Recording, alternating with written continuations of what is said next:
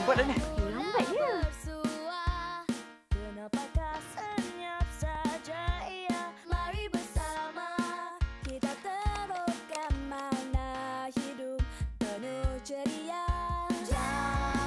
Keputusan untuk melantik Ketua Sukan Sekolah yang baru terletak dengan saya, Rizwan, Herman, dan keputusan cikgu Nadia.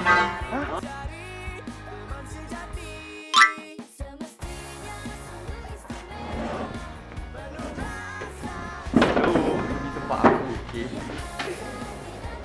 I Amanda. Satu dalam sekolah ni. Allah, banyaknya gigi awak ni yang rosak ni. Gigi awak ni nak kena cabut ni. Apa awak ni, Zat? Cepatlah. Saya nak tolong awak. Kali ini je saya tolong awak.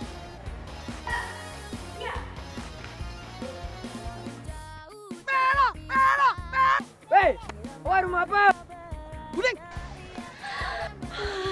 Nadia, cantik ya awak. Inilah dia misteri tu. Ya. Betul ke? Betul. Herman tu memang budak yang sangat baik. Dia memang suka tolong kawan-kawan. Kakak. Adikku sama dari Dr. Davidku. Davidku? Bukan Mr. David tu? Bukanlah.